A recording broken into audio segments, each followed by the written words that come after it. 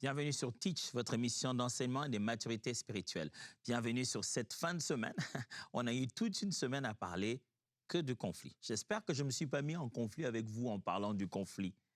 Mais le but était que chacun de nous découvre en réalité qu'est-ce que la Bible dit s'il faut résoudre un conflit. On a appris comment tenir une conversation difficile. On a appris quelles sont les bases, où se trouve la direction qu'impose la boussole selon la Bible lorsqu'il s'agit de résoudre des conflits, que ce soit dans le couple, que ce soit dans la famille, que ce soit avec un leader spirituel. Aujourd'hui, en terminant, je vois qu'on parle du fait que quelquefois à l'Église, les conflits, ce n'est pas avec des dirigeants, c'est même pas à la maison chez nous, mais c'est entre frères et sœurs. Je viens de chez moi, vous venez de chez vous, on se rencontre à l'Église, on ne se connaît pas d'ailleurs, on vit à l'Église, on est dans les départements, on est dans les ministères. Pouf, les conflits commencent. Comment on résout ces types de conflits-là? Qu'est-ce qu'il faut faire?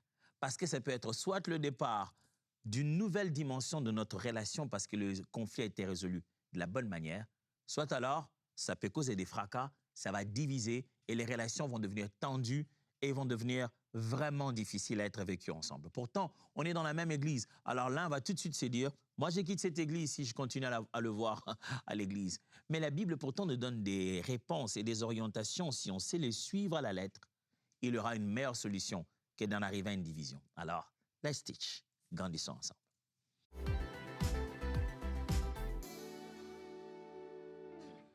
Je voudrais, mes frères, que nous puissions pratiquer le processus de réconciliation dans l'Église. Comment ça se fait? Et comment on transforme les conflits en des témoignages? Comment les sujets, les circonstances qui nous ont mis en désaccord peuvent devenir des témoignages qu'on va raconter demain? Je connais des bons frères, des bonnes amitiés, de bonnes relations de fraternité, mais qui n'ont pas toujours commencé au bon endroit. Ça n'a pas toujours commencé par une belle histoire. Ça a commencé par des incompréhensions, des tensions, mais après, les intentions des uns des autres ont été révélées pendant ces tensions et ont permis des meilleures relations qui puissent exister. Donc, le fait qu'il y ait un conflit, ça ne signifie pas que vous êtes charnel. Le fait qu'il y ait un conflit, ça ne signifie pas que vous êtes mauvais. Le fait qu'il y ait un conflit, ça ne signifie pas que vous manquez le Saint-Esprit. Ça signifie simplement que vous êtes un être humain et que vous avez besoin des autres pour devenir meilleur. Lorsqu'il y a conflit à l'Église, lorsqu'il y a conflit entre frères et sœurs, quand je dis à l'Église, ça ne veut pas dire que ça se passe dans le temple. Non, je parle du fait qu'on se connaît de là. On est cette famille-là, famille d'église locale. Lorsqu'il y a conflit entre frères et sœurs, quand je dis frères et sœurs, ce n'est pas toujours pour dire différence de genre. Ça peut être frère, frère, sœur, sœur. Je parle frère et sœur pour parler le langage de l'Église. Lorsque nous avons ces conflits-là entre nous, que peut-on faire? Qu'est-ce que la Bible nous dit pour résoudre ça efficacement, bibliquement, en apportant au bout de cela la réponse qui fortifie le corps, les corps du Christ, qui fortifie l'assemblée au lieu de la détruire?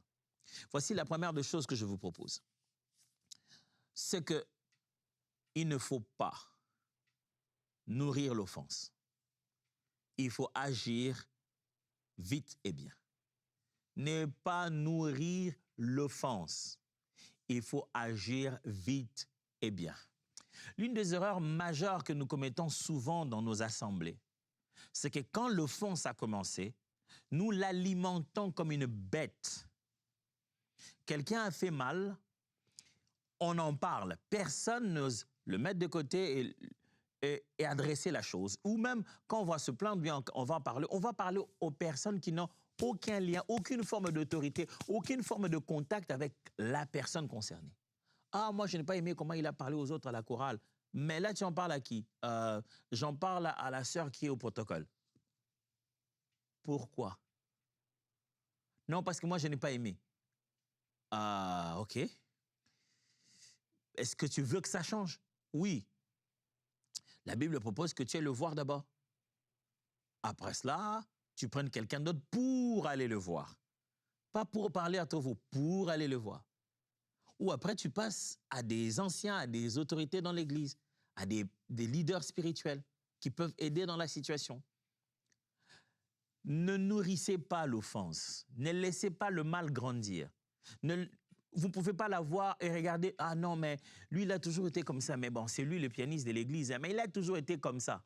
Ne nourrissez pas l'offense. Vaut mieux pour vous encore faire un culte sans piano que de laisser un frère mourir pendant qu'il est en train de vivre une vie d'impureté, vivre une vie d'un manque de respect total aux autres, je vais dire, alimenter, continuer à faire grandir son mal, et vous vous excusez ça au nom de son talent, vous êtes en train de nourrir aussi l'offense dans ces cas-là. Il est important d'agir au moment où l'offense se manifestait, d'agir vite et bien. Vous laissez, ah non, ce frère-là, il a toujours eu un langage léger comme ça, on ne sait pas pourquoi il parle comme ça aux sœurs. Oh, il parle comme ça aux sœurs, en public, vous savez, vous trouvez que son langage est vraiment impudique. Et il joue avec les mots. Si on tente de le condamner, il le donne dans un autre sens. Vous savez, vous avez vu ça. Et vous avez laissé cela se cultiver. Et vous n'avez pas eu le courage de pouvoir redresser cela de façon ferme, avec douceur. Vous êtes en train de nourrir l'offense, de nourrir un mal, pendant que vous pouvez agir vite et bien. Mais aussi, vous avez été touché. Quelqu'un a fait quelque chose qui vous a fait mal. Un frère a parlé, une sœur a tenu un langage, ou il a posé un geste. Que pour vous, ça vous a offensé, vous êtes dérangé par ça. N'allez pas vous promener avec. Résolvez le problème, vite et bien. Dites-lui, mon frère, là tu m'as mal fait, tu as mal fait à mon cœur. Vaut mieux encore lui donner l'occasion de tourner tout de suite et dire, oh, désolé, je ne savais pas, c'est pas ce que je voulais dire. Il peut s'arranger vite. Je vous assure que vous dormirez en paix, croyez-moi, je vous assure. Je n'ai pas suffisamment des barbes blanches pour vous prouver que j'ai beaucoup duré sur la terre, mais les peu de jours que j'ai fait sous le soleil, mes amis, vous aurez un meilleur sommeil si vous en parlez au même moment. Si vous résolvez le problème et vous donnez tout de suite à quelqu'un l'opportunité et l'occasion de soit se racheter, soit de corriger le problème s'il existe. Vous allez rester en paix, je vous assure. Mais si là, pendant ce moment-là, vous vous dites « Ah, mais écoute, moi, je n'ai pas compris ce qu'il voulait dire, je préfère en parler à d'autres personnes, je ne vais pas lui en parler. » Vous nourrissez l'offense. Proverbe chapitre 19, verset 11 dit « La prudence rend l'homme patient, et sa gloire est de laisser passer les offenses. » Il dit « La prudence rend l'homme patient, et sa gloire est de laisser passer les offenses. » Il dit « L'homme patient est connu, il est par le fait qu'il est prudent. Et on le respecte parce qu'il peut voir quelqu'un faire un mal, au lieu de continuer à retenir ça dans son cœur. Là, il lui m'a fait mal. Il laisse passer. Ne nourrissez pas l'offense, même pas dans votre cœur. Ne restez pas là. Lui, vraiment, ce qu'il m'avait fait dans la vie, vraiment, non, non, non, non. Dans cette église, moi, je n'ai jamais oublié. Ce jour-là, le frère James avait dit, pourquoi tu nourris l'offense comme ça dans ton cœur? Laisse passer. Matthieu, chapitre 18, verset 15. Si ton frère a péché, va et reprends-le entre toi et lui. S'il t'écoute, tu as gagné ton frère. Allez voir, vous deux. Fixez le problème. S'il y a un problème, là où ça devient grave, quand on a des conflits entre frères et sœurs, c'est que quand il y a eu un problème, tout le monde s'est tu, tout le monde a laissé passer. Ou alors, quand il y a eu un problème, personne n'a rien dit, mais quelqu'un d'autre a gardé cette offense-là dans son cœur, il est parti avec. Ça s'est passé quelque part un jour dans la retraite, mais toute l'Église le sait maintenant. Mais c'était une retraite où vous étiez seulement à 5. Comment nous tous on sait si aucun d'entre vous n'en a parlé? Non, moi, je n'ai pas été d'accord du tout de ce qu'il avait dit ce jour-là. Est-ce qu'il sait que tu n'as pas été d'accord? Pourquoi tu as fait une telle évangélisation? Le nombre de personnes que tu as contactées avec ce conflit, ça aurait pu te permettre de gagner beaucoup d'âmes à Jésus. Les problèmes entre frères et sœurs, meilleure façon de faire avec, ne nourrissez pas l'offense. Si vous avez été touché, ne passez pas votre temps à vous réjouir de la blessure que ça a causée. Ne nourrissez pas l'offense. Ne laissez pas le mal grandir sans l'adresser clairement. Et quand je parle d'adresser, il faut aller directement vers la personne. Donc, il faut agir vite et agir bien. Deuxièmement, pardon illimité, racine d'amertume arrachée. Vous voyez comment j'écris ça? Pardon illimité signifie racine d'amertume arrachée. Quand vous voulez bien vivre entre frères et sœurs dans les conditions de conflit dans l'Église, vous ne devez jamais vous placer des barèmes, des limites de pardon. en vous disant, moi, si tu fais ça, je pardonne, moi, tu fais ça, je pardonne, mais il y a des choses que je suis aussi un être humain, je ne pourrais pas pardonner. Si vous vous êtes donné déjà vos petites limites de pardon, le diable va tout le temps s'amuser avec. Mais quand vous êtes prêt à pardonner, la Bible dit, l'amour pardonne tout, supporte tout. Là, vous êtes en train d'arracher les racines de l'amertume et de la rancune. Vous ne pouvez pas vivre une vie amère si vous êtes prêt à pardonner. Oh, je ne suis pas en train de dire que vous serez prêt à pardonner chaque fois à l'instant. Non.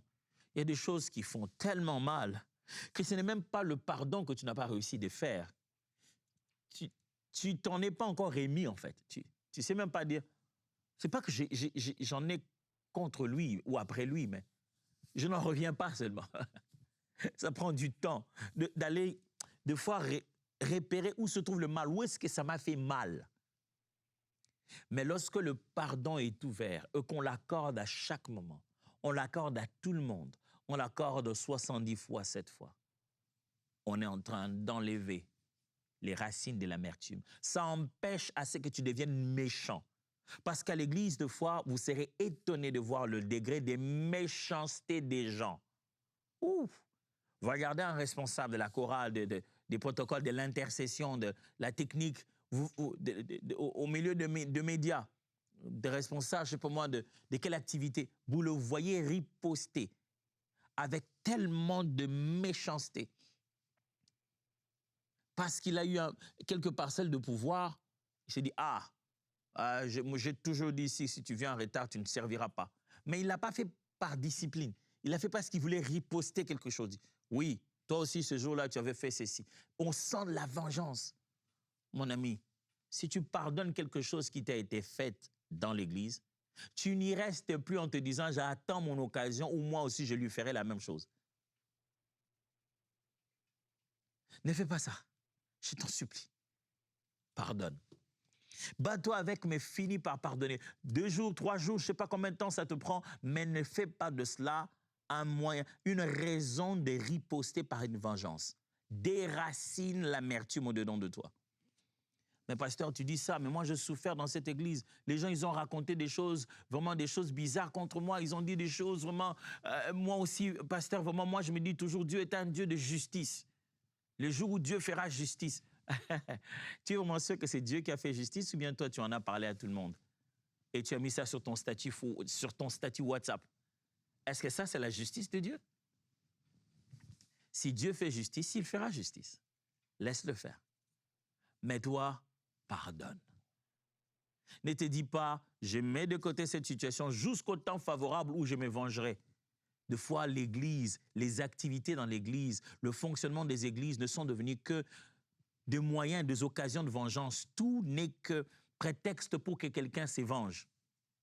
Dans ma petite vie de pasteur, des fois, tu regardes une situation, tu te dis, wow, là, il s'est vengé, littéralement, parce qu'il a une meilleure position, il est en meilleure condition, il s'est vengé. Il est en train de dire, moi, quand on m'avait suspendu, personne ne s'occupait de moi. Maintenant, c'est son tour. Oh là là. Alors, on veut résoudre les conflits dans l'Église. Le pardon doit être illimité. Ouvrez votre cœur à pardonner à tout moment. Matthieu 18, 21 à 22 dit, Matthieu 18, 21 à 22. Alors Pierre s'approcha de lui et dit, Seigneur, combien de fois pardonnerai-je à mon frère lorsqu'il péchera contre moi? Serait-ce jusqu'à 7 fois? Jésus lui dit, je te le dis jusqu'à 7 fois. Je te le dis pas jusqu'à 7 fois, mais jusqu'à 70 fois 7 fois. Vous voyez ce que le Seigneur nous dit? Ce n'est pas pour dire, faites le calcul. C'est ce nombre-là que vous devez attendre. Non, il veut dire autant de fois qu'il pécherait contre toi. Hébreux 12, 15 dit, veillez à ce que personne ne s'éprive de la grâce de Dieu, à ce qu'aucune racine d'amertume ne germe et ne cause du trouble et que plusieurs n'en soient infectés. Veillez, pas d'amertume. Troisième chose, lorsqu'on veut résoudre des conflits entre frères et sœurs dans l'Église, la restauration en douceur et des limites saines. La restauration en douceur et le placement des limites au milieu de nous qui soient des limites saines, bibliques. Je m'explique. Si on veut bien résoudre le conflit, et efficacement dans l'Église, au point de transformer les gens dans les conflits, on doit croire à la restauration en douceur. On doit croire que les gens changent, s'améliorent, reviennent à ce qu'ils étaient avant, deviennent meilleurs que même hier, et ça se fait progressivement. L'Église de foi a cette tendance, derrière la discipline, les gens expriment leur vengeance, leur complexe, leur méchanceté, je viens de le dire. Quelqu'un a péché, quelqu'un a commis une erreur, quelqu'un a mal parlé, on est dans un contexte de conflit. Tous les conflits ne se résolvent pas par la suspension. Toutes les mesures ne viennent pas apporter la grâce. Non, pas du tout, je vous assure. Il y a des fois des mesures que l'on impose sur des gens qui les font plonger davantage dans le mal. Et pire encore, souvent à l'église, une fois que tu as une mesure, on te met dans un coin où tout le monde t'oublie. C'est fini. On t'a emprisonné pour la vie. C'est toi, on va te stigmatiser, on te met dans un coin, tu deviens le mauvais exemple et on t'oublie. Il n'y a aucun processus pour te ramener, aucun moyen de te restaurer, aucune façon de croire que le Seigneur peut te relever. Si on veut résoudre des conflits dans l'Église, entre frères et sœurs, on doit croire que le Seigneur relève les gens et que la restauration est possible et que la restauration peut se faire en douceur. On n'a pas besoin de restaurer quelqu'un en le frappant, en le causant encore davantage de tort. Lisons Galates chapitre 6, versets 1 à 2. Galates 6, 1 à 2. Frères, si un homme vient à être surpris en quelque faute, vous qui êtes spirituels, redressez-le avec un esprit de douceur. Redressez-le avec un esprit de douceur. Prends garde à toi-même, de peur que tu ne sois aussi tenté. Portez les fardeaux les uns des autres et vous accomplirez ainsi la loi de Christ. Quelle est la loi de Christ? C'est porter les fardeaux les uns des autres. Ce n'est pas juste condamner les pécheurs, ce n'est pas juste laisser quelqu'un tomber avec son fardeau. Portez le fardeau des uns des autres. Et dit, si quelqu'un, vous le trouvez dans le péché, ne tolérez pas, ne caressez pas, réprimandez-le, redressez-le, mais avec douceur. C'est-à-dire en étant conscient que toi-même, tu peux être aussi tenté. Le mal doit être connu, exposé et condamné pour qu'on n'en prenne pas exemple. Pour que plutôt on ne commence pas à suivre ça. Que l'exemple soit le mal est condamnable. C'est ça, tout le monde doit garder ça dans sa tête. Et pour qu'on ne puisse pas commencer à imiter le mal. Mais on doit le faire avec douceur. On doit le faire avec confiance de la restauration que l'Éternel apporte. Si nous sommes dans un contexte où l'erreur n'est jamais tolérée, personne ne peut avoir commencé par une erreur demain devenir meilleur, c'est ce qui rend les conflits difficiles à résoudre dans les églises. Et c'est ce qui fait monter l'hypocrisie. Parce que les gens se disent, aujourd'hui, qu'on me trouve dans une erreur, qui croira en moi demain? Qui croira en moi demain que j'ai été restauré? Et les gens deviennent hypocrites, chacun cache son erreur. Jusqu'à ce que le diable s'en réjouisse et sache que cette personne maintenant commence à devenir grande, elle commence à devenir meilleure. C'est l'occasion d'exposer ses erreurs. Comme ça, on va faire tomber tout ce que le Seigneur a placé en lui. Pourquoi? Parce que le cadre de l'église locale s'est dit, une erreur, ça suffit. Une faute, c'est terminé. Mais cette sœur-là, elle n'a fait que colporter les mauvaises nouvelles par-ci, par-là. Elle, c'est une colporteuse. Je ne veux rien avoir avec elle. Est-ce que ça change ça aussi dans la vie? Est-ce que quelqu'un peut changer, Dieu peut changer quelqu'un comme ça? Ouais, je sais que Dieu est puissant à le faire, mais entre-temps, vraiment, moi, je veux... Frères et sœurs, nous devons croire à la restauration en douceur. Que le Seigneur rétablit, répare, corrige. Si vous ne croyez pas que les gens sont réparés chez Dieu, pourquoi vous venez à l'église? C'est le grand endroit où il a dit, venez à moi, vous tous qui êtes fatigués et chargés. C'est là qu'il nous répare, c'est là qu'il nous travaille. Si on ne se le donne pas dans la résolution de conflits, la possibilité qu'une personne peut devenir meilleure demain, c'est comme ça qu'on les condamne. C'est comme ça qu'on ne les accompagne pas pour qu'ils deviennent meilleurs. 2 Thessaloniciens chapitre 3 verset 15. Ne les regardez pas comme un ennemi, mais avertissez-le comme un frère. Waouh! C'est ça l'orientation que Paul donne. Il dit, mais ne le regardez pas comme un ennemi. Avertissez-le comme un frère. C'est étonnant de voir qu'à l'Église, on se regarde comme des ennemis. Vraiment comme des ennemis. Et en plus, on ne se donne aucun avertissement, aucun redressement, aucune parole directe pour dire « Non, non, non, ça c'est la dernière fois, plus jamais, on ne veut plus entendre ça ». C'est ce que ça signifie. Mais on préfère regarder « je ne veux même pas lui parler, non, non, je ne veux même pas le voir ». Mes amis, on doit croire que quelqu'un qui a commis un mal peut être restauré. Mais dans ce même contexte-là, on peut être capable de poser des limites bien saines. C'est pourquoi on parle ici d'avertissement. C'est dire, telle chose a eu lieu. Vous l'avez fait, vous êtes condamnable. Mais ça ne signifie pas que vous n'êtes pas restaurable. Ça signifie plutôt qu'à partir d'aujourd'hui, cette limite doit être vue et claire de tous. On ne dépasse pas ici. Ah, pasteur, tu sais, d'ailleurs, ce jour-là, ce frère-là, moi, je n'aime pas. On était avec lui et puis il a commencé à me parler comme si, voilà, il voulait une relation avec moi. Il vient à peine d'arriver à l'église, il commence. Moi, je n'aime pas trop des frères qui sont comme ça. Autant vous pouvez aller le voir. Ça ne suffit pas nécessairement qu'il est coureur de jupons.